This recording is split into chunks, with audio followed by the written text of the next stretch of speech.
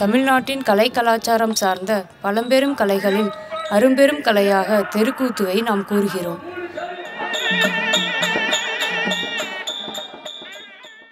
கிராமிய மனம் சார்ந்த கலைகளான சிலம்பாட்டம், கரகாட்டம், பொம்மலாட்டம், கோலாட்டம், ஒயிலாட்டம் போன்ற கலைகளைப் போன்று தெருக்கூத்தும் கிராமிய மனம் சார்ந்த கலையாக கருதப்படுகிறது.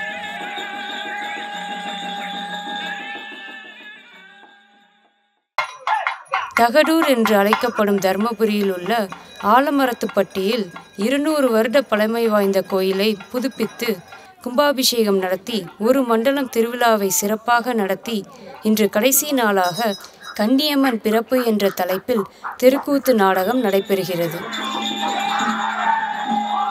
எங்கள் ஊருக்கு கும்பாபிஷேக திருவிழா முடிஞ்சு 48 மண்டல பூஜை முடிஞ்சு இன்னைக்கோட நிறைவு நாள். இதற்காக எங்கள் ஊரில் பாரம்பரிய கலை நிகழ்ச்சியான தெருக்கூத்து நடத்தியிருக்கோம். இந்த நிகழ்ச்சி பேர் கன்னியம்மன் பிறப்புன்ற ஒரு நாடகம் நடக்குது. இது எதனால் எங்கள் ஊரில் நடத்துறோம்னா, எங்கள் பாரம்பரிய கலைஞர்லாம் அழிஞ்சு வர்றதுனால அவங்களெல்லாம் மீட்டெடுக்கிறதுனால, அதாவது தமிழ் கலாச்சாரம் மற்றபடி பாரம்பரியத்தை மீட்டெடுக்கிறதுனால இந்த நிகழ்ச்சி எங்கள் ஊரில் இங்கே நடத்தியிருக்கோம். பார்த்தீங்கன்னா எங்கள் ஊர் மக்கள் எல்லாருமே நல்ல கண்டுகளிக்கிறாங்க. இருக்கிற பட்சத்தில் இளைஞர்கள் கூட நல்ல ஆர்வமாக இருக்காங்க. இவங்க எல்லாரும் கேட்டதுனால தான் இந்த நாடகம் நடத்துகிறாங்க. இந்த மாதிரி தமிழ்நாட்டில் இருக்கிற எல்லா கலை நிகழ்ச்சிகளையும் பாரம்பரிய நிகழ்ச்சிகளையும் அழிந்து வரும் கலைஞர்களை மீட்டெடுக்கிற விதமாக எல்லாரும் நடத்தணும். இது தமிழ் கலாச்சாரத்தை பார்த்திங்கன்னா இந்த நாடகத்து மூலிமா ஒரு ஸ்டோரி அதை அதாவது புராண கதைகளாக ஏதோ ஒரு கதைகளை ஒரு எளிய முறையில் எல்லாருக்கும் புரிகிற மாதிரி எடுத்து சொல்கிறதுக்கு இது ரொம்ப உதவியாக இருக்கும். இந்த நிகழ்ச்சி பார்த்திங்கன்னா கொஞ்சம் பழைய கதைகள் அப்புறம் சில புராணங்கள் அதை பற்றிலாம் நம்ம தெரிஞ்சுக்க ரொம்ப யூஸ்ஃபுல்லாக இருக்கும். இப்போ வர இளைஞர்களை இதை பார்க்க ஆரம்பிச்சிருக்காங்க. அதனால் கொஞ்சம் யூஸ்ஃபுல்லாக இருக்குது, நல்லா என்டர்டெயின்மெண்ட்டாக இருக்குது, யூஸ்ஃபுல்லாகவும் இருக்குது.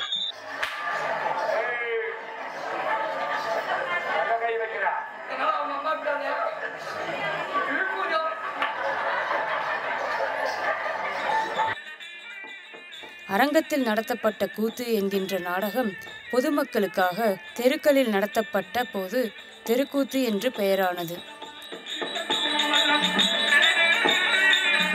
இந்த கிராமிய தெருக்கூத்து கலையை 40 வருஷமாக நடிச்சுன்னு வரேன். 1985 ஆரம்பிச்சது. இது வரைக்கும் 40 வருஷமாக நடிக்கிறேன். நடித்தாலும் எனக்கு கவர்மெண்ட்டில் கலைமாமணி விருது கொடுத்துருக்காங்க. இருந்தாலும் ஆரம்பத்தில் வீட்டில் நடிக்கலான்னு சொல்லும்போது எல்லோரும் என்னை வெறுத்தாங்க. அப்புறமா நாளடைவில் போக போக நாங்கள் எல்லாம் இது பழகிட்டோம். இந்த கலையை 40 வருஷமாக நடிக்கிறது இல்லாமல் ஸ்ரீ லட்சுமி நாராயணசாமி நாடக சபா இந்த கலைக்குழுவை 20 நபர்கள் வச்சு 15 வருஷமாக இந்த தொழில் நடத்தின்னு வரேன். இந்த தொழில் 6 மாதங்களுக்கு இருக்கும். 6 மாதத்துக்கு அப்புறமா வீட்டில் இருக்கிற விவசாயம் இல்லை மற்ற எதனா வேலை செஞ்சு எங்கள் குடும்பம் நடத்துவோம். ஆரம்பத்தில் சினிமா வராதுக்கு முன்னே இந்த தொழில் ஓரளவுக்கு சிறப்பாக இருந்துச்சு. இப்போ சினிமா வந்த பிறகு தொழில் இந்த கலை கிராமிய கலை கொஞ்சம் கொஞ்சமாக அழிஞ்சின்னு வருது. இப்போ இந்த அழிகிற கலையை அரசாங்கம் மீட்டெடுக்கிறதுக்காக சில உதவிகள்லாம் செஞ்சுட்டு வராங்க. அதனால் இந்த கிராமிய கலையை உயிர் மூச்சியாக நினச்சி நான் வாழ்ந்து வரோம். இயல், இசை, நாடகம் என்பது முத்தமிழ். அதேபோல் இயல், இசை, நடனம் மற்றும் நாடகம் என அனைத்தும் சேர்ந்ததே தெருக்கூத்து. அதாவது ஒரு கதையை இசையுடன் பாடியும் ஆடியும் உரையாடியும் நடித்து நிகழ்த்தப்படும் கலையே தெருக்கூத்து.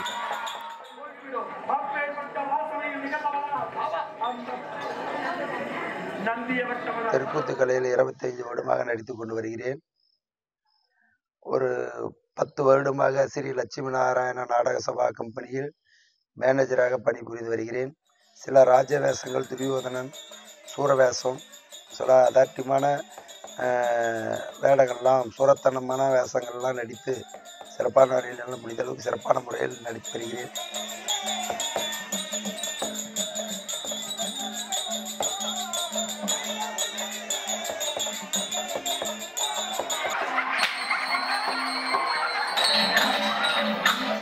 கிராம மக்கள் அனைவரும் இரவு முழுவதும் தூங்காமல் இந்த கூத்தை பார்த்து சந்தோஷப்படுகிறார்கள். நான் இந்த தெருக்கூத்தில் வந்து 6 வருடமாக பணிபுரிகிறேன். இந்த தெருக்கூத்துனா எனக்கு சின்ன வயசுலேருந்தே கொஞ்சம் ஆர்வம். பெண் வேஷம், ஆண் வேடம் எல்லாமே நடிப்பேன் சிறப்பாக. அதனால் இந்த கலை வந்து அழிந்து போகாமல் இது எனக்கு பின்னாடி வர்றவங்கெல்லாம் கொஞ்சம் இது பண்ணி நடத்தி கொடுத்தா நல்லபடியாக இருக்கும். அதுவும் இல்லாமல் லட்சுமி நாராயண நாடக சபா கலைக்குழு வந்து ஒரு 3 வருஷமாக பணிபுரிகிறேன். நல்லபடியாக சிறப்பாக எங்கள் வாத்தியார் நல்லா சொல்லிக் கொடுக்குறாரு. நல்லபடியாக போகுது. ஒன்றுமே எனக்கு இது இல்லை. இதுக்கு மேலவும் நல்லா நடிக்கணும், நல்லா இது பண்ணணும். எனக்கு பின்னாடி வரவங்களுக்கும் நல்லா கற்றுக் கொடுக்கணும். இந்த கலையை வந்து அழியாமல் பார்த்துக்கணும்.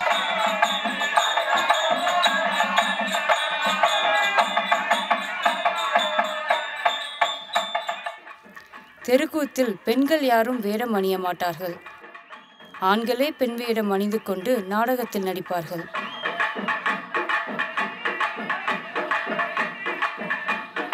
மகாபாரத கதைகள் மட்டுமின்றி இராமாயண கதைகள், பெரிய புராண கதைகள், சிலப்பதிகாரம், சிவபுராணம், விநாயக புராணம், கந்த புராணம், கிருஷ்ணலீலை, ஹரிச்சந்திர கதை, நல்லதங்கால் கதை, அனுஷயா, நலாயினி போன்ற பலதரப்பட்ட புராண பக்தி கதைகளையே நடத்துவார்கள்.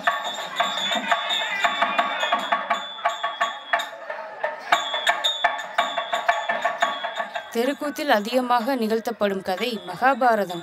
அதில் திரௌபதியின் கதாபாத்திரத்திற்கு தான் முக்கியத்துவம் தரப்படுகிறது.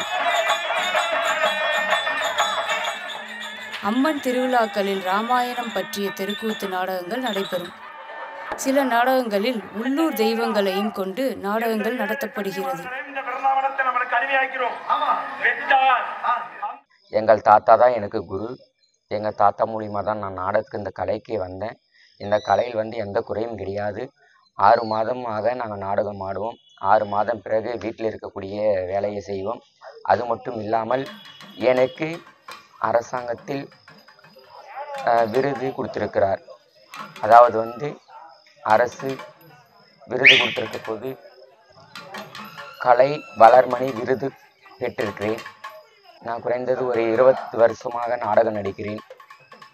நடித்திருந்தாலும் எங்களுக்கு மேற்கொண்டு எந்த வேலையும் கிடையாது. இந்த நாடகம் மட்டும்தான் எங்களுக்கு வேலை.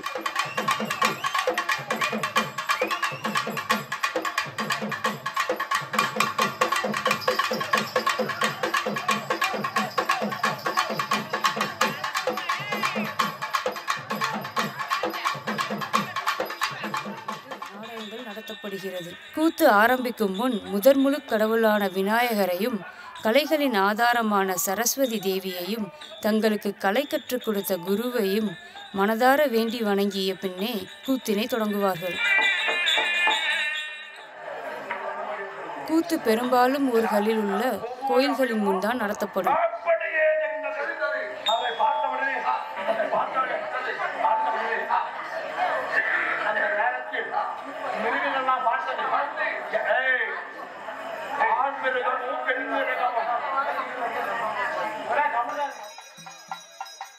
தமிழர்கள் வருடம் முழுவதும் கோயில் திருவிழா உட்பட சடங்கு கொண்டாட்டங்களில் ஒரு பகுதியாக தெருக்கூத்தினை நடத்துகிறார்கள்.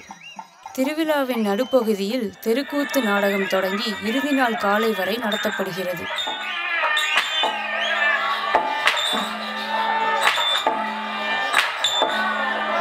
இப்போ வந்து இந்த நிகழ்ச்சி நடத்துறதுனால ஊர் மக்கள் அனைவரும் ஒன்று சேர்ந்து இரவு முழுவதும் வந்து கண்டு கழிக்கிறாங்க.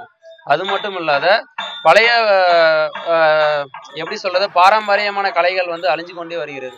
இப்போ அழிஞ்சு கொண்டு வர்றதுனால இப்போ நம்ம புதுசாக சின்ன சின்ன பசங்களுக்கோ இல்லை முதியோர்கள் வந்து இப்படியெல்லாம் அந்த காலத்தில் வந்து வழிநடத்தி வந்த கலைகள்லாம் வந்து கொஞ்சம் கொஞ்சமாக அழிஞ்சிட்டு வர்றதுனால இப்போ வந்து இப்போ சின்ன சின்ன பசங்களுக்கு அது என்னன்னே தெரியாத போயிடுது.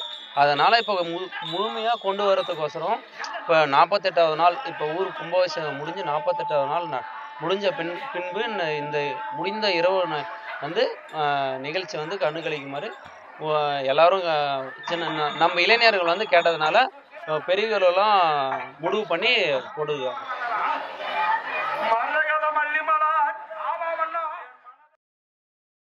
வான்புகழ் வள்ளுவ பெருந்தகை தான் தீட்டிய திருக்குறளில் நிலையாமை என்னும் அதிகாரத்தில் கூத்தாட்டு அவைகுலாதற்றே பெருஞ்செல்வம் போக்கும் அதுவிலந்தற்று என்று கூத்தினை பற்றியும் திருக்குறளை எழுதியுள்ளார். இதை வைத்து பார்த்தால் 2000 ஆண்டுகளுக்கு முன்பே தோன்றிய மூத்த கலைதான் இந்த கூத்து.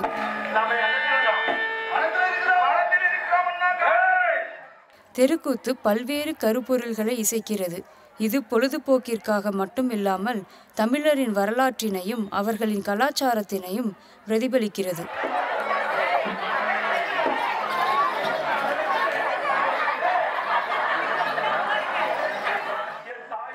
தமிழ்நாடு மற்றும் இலங்கையில் தமிழர்கள் வாழும் பகுதிகளில் தெருக்கூத்து நடத்தப்படுகிறது.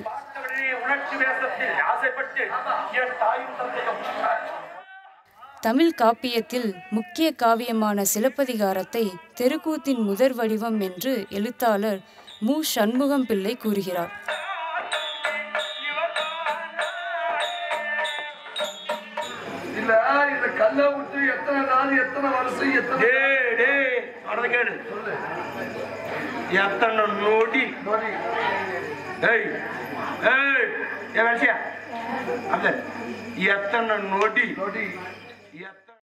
யக்ஷகானா, கதகளி, தெருக்கூத்து போன்றவை பார்ப்பதற்கு ஒரே மாதிரியே இருந்தாலும் இதற்கிடையே நிறைய வேறுபாடுகள் உள்ளன. சில வேண்டுதலுக்காகவும் கூத்துகள் நடத்தப்படுகின்றன. மழை வேண்டுதலுக்காக விராட பருவம், தபசு நாடகம் முதலான கூத்துக்களும், இறந்தவர் கடனாக பீஷ்மர் சொர்க்கம், கர்ணமோட்சம், சபரி மோட்சம், துளசி மகத்துவம், வாலி மோட்சம், ராஜசூய யாகம், ராமர் வைகுந்தம் முதலான கூத்துகளும் நடத்துகின்றன.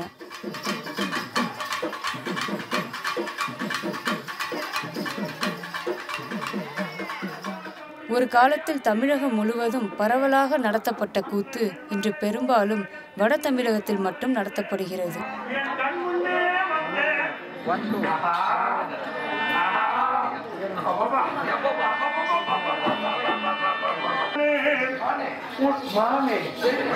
நம்மளுடைய கிராமத்தில் இருக்கின்ற மக்கள் நல்ல ஒரு கலையை நேசிக்கின்ற ஒரு விதமாகவும் இந்த கலை அமைந்த நாள் பாத்திரக்கடை பரமசிவம் அண்ணார் அவருடைய தலைமையில் இருக்கின்ற இந்த நடன குழுவினை நாங்கள் நாடி அவர்கள் இன்று சிறப்பாக இந்த கன்னியம்மன் பிறப்பு என்ற ஒரு நாடகம் நடைபெறுகின்றது. இந்த ஆலமட்டப்பட்டி கிராமத்திற்கு பெயர் சேர்க்கின்ற விதமாக பல்வேறு நிகழ்ச்சிகள் நடத்தப்பட்டன. அதில் மிக முக்கிய நிகழ்ச்சியாக இன்று இறுதி நிகழ்ச்சியாக இந்த நாடகம் நடைபெறுகின்றது என்பதை மிக்க மகிழ்ச்சியோடும் பணியோடும் தெரிவித்துக் கொள்கின்றோம். நன்றி, வணக்கம்.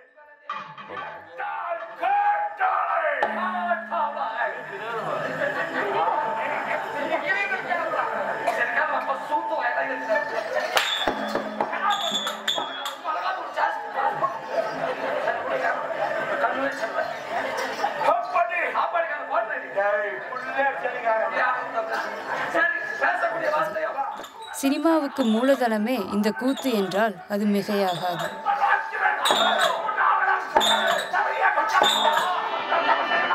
கூத்து பாடல்கள் மூலமாகவே கதை செல்கிறது. கதாபாத்திரங்கள் களத்திற்கு வரும்போது தங்களை பற்றி பாடிக்கொண்டே அந்த கதாபாத்திரம் எப்படிப்பட்டது என்று மக்களிடம் சொல்லப்படுகிறது.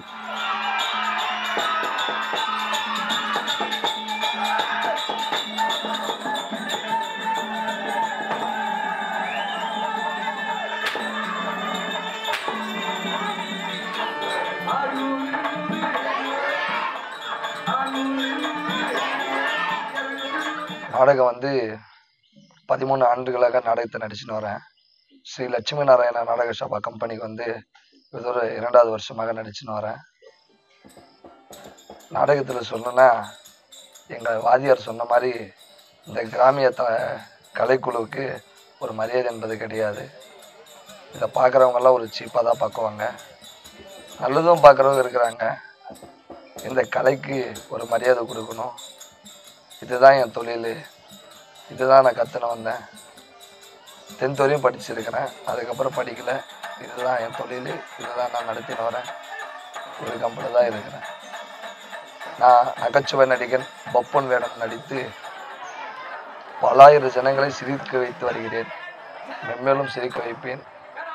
ஸ்ரீ லட்சுமி நாராயண நாடக சபா கலை இந்த சபையில் இவங்களில் இன்னும் எத்தனை பேர் இருந்தாலும் அவங்க இறந்து விட்டால் இந்த கம்பெனி எங்களோட பசங்களை நாங்கள் வளர்த்து விட்டு நாங்கள் மேலும் இந்த தெருக்கூத்து கலையை இந்த உலகத்துக்கு நாங்கள் காமிப்போம்.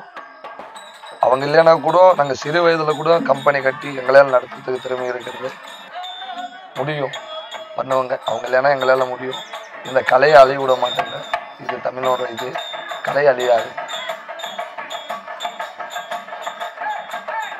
இந்த கூத்தில் ஒவ்வொரு கதாபாத்திரமும் அந்த கதாபாத்திரத்திற்கு ஏற்ப வசனத்தை பேசினாலும் இந்த கோமாளி கதாபாத்திரம் மட்டும் மற்ற நடிகர்களை கலாய்த்து மக்களின் மனதில் மிகவும் எளிமையாக நுழைந்து விடுகிறார்.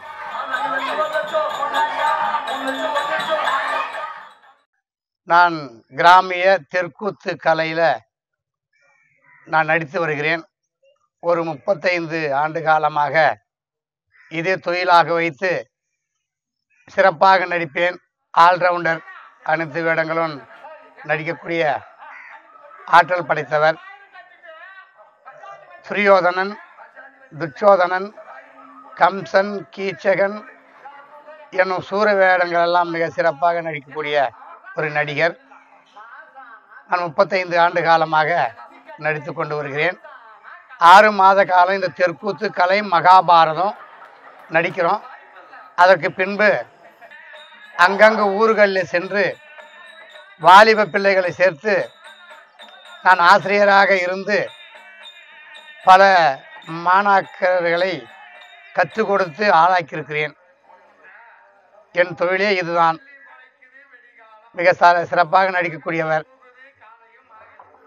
பல இடத்திலே சென்று ஆந்திரா, கர்நாடகா, கேரளா மாவட்டங்களில் சென்று விருதுகளை பெற்றிருக்கிறேன்.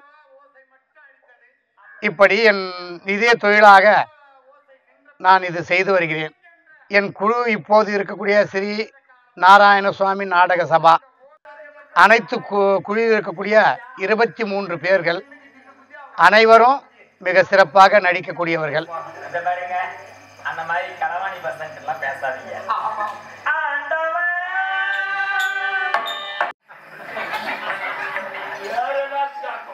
தெருக்கூத்து பாரம்பரிய கலை வடிவமாக மட்டுமில்லாமல் நாட்டுப்புற கலையாகவும் கருதப்படுகிறது.